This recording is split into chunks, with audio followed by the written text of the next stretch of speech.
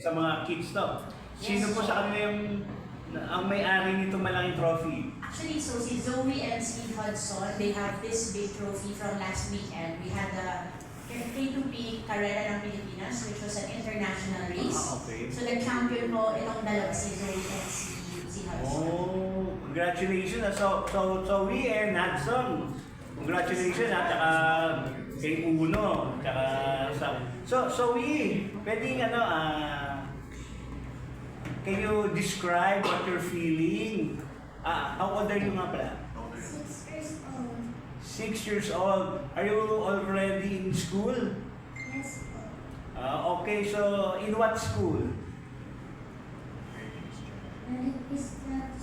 Oh, very good. Oh, you won this trophy. How's your feeling? Good po. What about Hudson? How old are you, Hudson? 5. 5. Are you also in school? Yeah. What school? I'm sorry. Oh, congratulations! You won the trophy, the big trophy. Very good. What's your feeling? Good. Dead.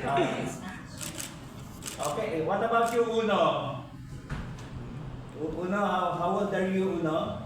5. So you compete with Hudson. How's your feeling? Good. Very Good. School. Okay, thank you. What about how old are you? 5. 5 or also in school? Yes. What school? Very good. So you compete with them. What's your feeling? Good. All good. So, madam, All good. kung ito po ay mga 2 years na po kayo no, since organizing this for the kids. So far, kumusta naman po turnout ng mga participant? Marami po na ba nag-join? Marami na bang community kayo na develop? Yes po, this sport is really growing. Especially po, the last year, sa Mindanao po, parang sumabog talaga siya. Ang dami-dami pong mga LGU, marami pong mayor na pumasok at nagpapalace na po. Even here in Luzon, nagpapasalamat po kami kay Ma'am Mayor Nani Cayetano kasi siya po yung nagbigay sa amin ng venue ng TLC Park sa Taguig because it's a world-class venue po for us. And yung mga Malaysian, Indonesian, and yung mga foreign riders po namin last weekend. Ito kung paano yung the latest na tournament ninyo, diyan ginawa Yes sa po, sa Taguig. TLC Park Taguig. And tumutuwa po sila sa venue kasi it's the perfect venue po for an international race. So the races are growing and this sport is growing. And that's why we're so happy to be here po para magkaroon ng more awareness para sa mga bata. Kasi kahit napakadali lang po sumali ng sport, kailangan mo lang ng bike. Makakabili po kayo ng mura na bike sa Shopee. Tapos kung magpa-practice po kayo kahit sa basketball court lang po sa store. Ganun lang po siya.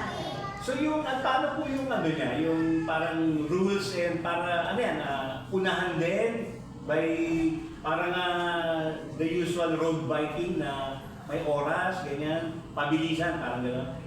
Sa rules naman, hindi, kailangan naman sila ng complete years. Kasi kailangan elbow pads, helmet, seatbelts, and yung bike. Tapos yung sa race naman, wala siyang time. Pwede mo siya mag-compete, pero pwede mo mag-compete yung race, pero wala siyang specific time. Wala kayong target, wala kayong, basta kailangan nila mag-cross the finish line, so finish, kailangan nyo lang mag-strike doon, enjoy the game, hindi no pressure at all sa kids. Kasi harapin natin lang, kailangan nila enjoy yung race lang. Hindi kayo... So gano'n yung distance? Ang standard kasi natin is 300-350 meters. Full track na po yun, kasama na yung turns, kasama na yung sprints. Kaya yung sa smart kids from like 2 to 3 years old, parang half, 200, something like that. Mas maikli siya, pero same pa rin, may technical turns, may sprints, so lahat talaga ng body nila, lahat ng mentality na kailangan nilang gawin, ginagawa nila doon. May-isip sila paano mag-overtake, paano gagawin yung makaresult sa unahan niya. Pero may safe pa rin na may naka-rules tayo, may rules tayo na bawal ka mag-cut, bawal mo i-back yung other kids, bawal ka manita, bawal mo mag-gano'n. Kasi mangyayari yun, magkakaroon ka ng knockdown, magkakaroon ka ng minus points. So may mga rules para maging safety yung game. Yes, Hindi siya isang game lang na ako kayo. Hindi. Meron kayong may certain rules tayo susundin doon sa starting game. Kung paano, hindi mo siya pwedeng carry your bike mo. Hindi mo siya din pwedeng palundagin. Kailangan sabay ka sa game. Hindi mo na mauna ka or i-lift up mo yung bike mo. Kailangan lahat yan systematic sa kanila. So, Ma'am Sophie, no, parang sa paliwanag ni Coach, itong ginagawa ninyong run bike na to, hindi lang to develop the kids sa sports, physically, mentally, you build character no? Then, Yes. sa murang edad, discipline guys sa ruling talaga. Alam nila, pero despite of that, siyempre mga bata to, hindi ba nagkakaroon ng mga tantrums? Meron po, marami po. Marami pong tantrums, umiiyak, but we teach them po talaga, and it also teaches us as a parent how to go through and pass the difficult moments. So it teaches us as parents a lot of patience po, and how to manage our kids' emotions. That's probably one of the biggest benefits po also of this.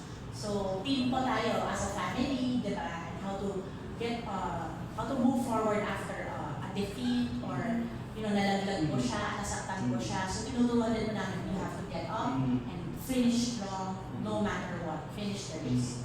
Pero right now po, meron na rin po kayo kung sumaga nare-record ng the most, ganito, yung pinakamabilis na time.